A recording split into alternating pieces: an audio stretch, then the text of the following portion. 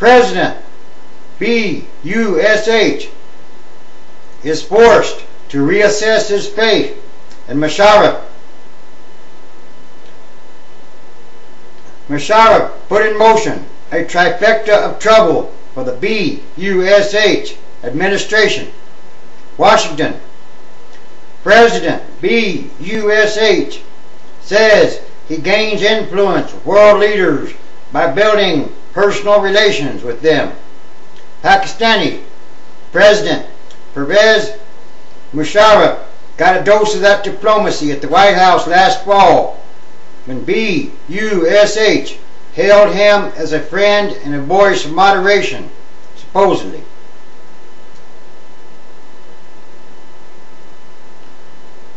The President is a strong defender of freedom and the people of Pakistan, U.S.A said that day, side by side with Musharraf. Over the weekend, that advocate of freedom emerged with a different world image now. A military dictator willing to crush the rights of his own people. Now, U.S.A will need to rely on the other half of his personal diplomacy formula, dealing so bluntly with those he has put faith in, and hope it works as they fall. By unleashing a police state on his country, Musharraf put in motion a trifecta of trouble for the U.S.A administration. A nuclear-armed Pakistan lurched further into instability. Civil rights and parliamentary elections were shoved aside, and the credibility of a U.S.A-backed leader took an enormous hit. Musharraf declared a state of emergency on Saturday on grounds that Islamic militancy had become a grave threat to Pakistan. But his move also clearly targeted the Supreme Court in his country, which was weighing the legitimacy of his recent election and checking his power. So, in an instant, suddenly, in a flash, came accounts from Islamabad that appalled and embarrassed U.S. leaders.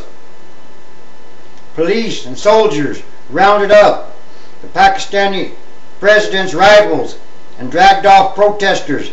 Government buildings became barbed wire compounds. Phones were cut off.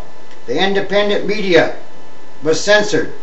And Musharraf, an army general serving a dual role as elected president, had total control.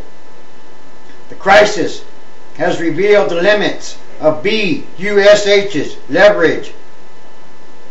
Condoleezza Rice outreach not successful.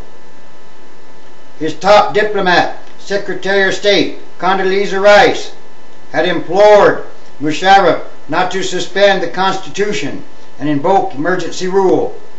Such outreach has worked before. It did not work this time.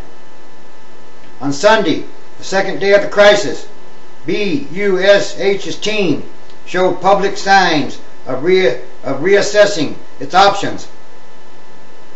Rice and Ramallah, West Bank for Middle East talks Monday, said the President of Pakistan should cut his affiliation with the army and restore civilian rule. At a news conference, she urged him to follow through on past promises to take off his uniform. I want to be very clear. We believe that the best path for Pakistan is to quickly return to a constitutional path and then to hold elections, she said. The Pentagon postponed a meeting scheduled for this week in Pakistan between senior U.S. and Pakistani defense officials.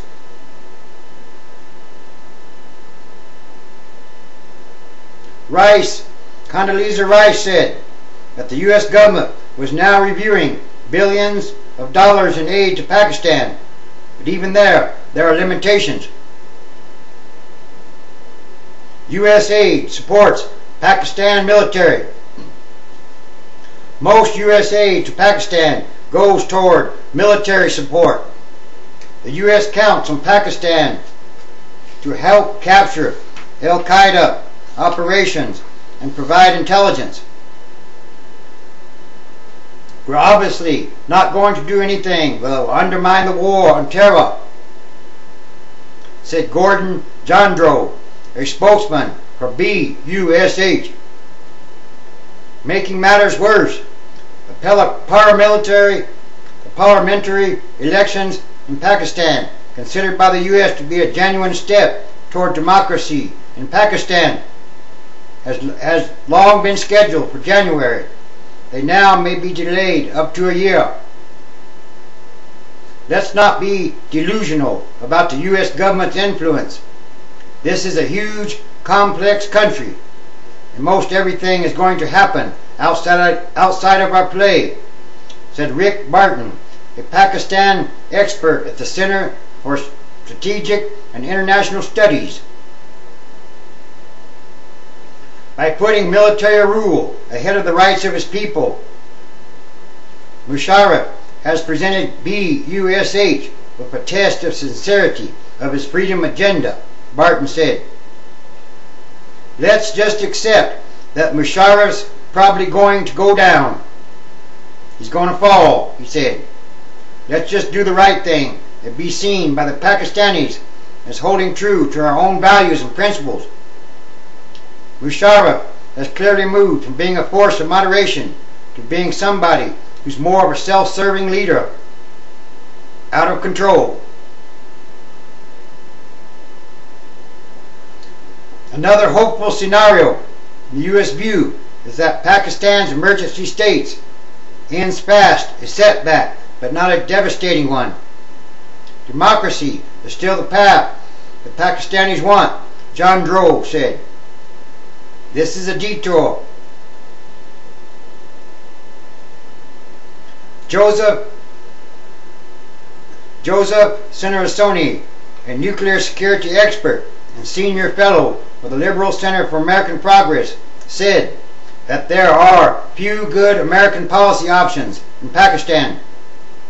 He also said Pakistan is the world's most dangerous country, a very unstable place of strong Islamic fundamentalist influences and a nuclear arsenal.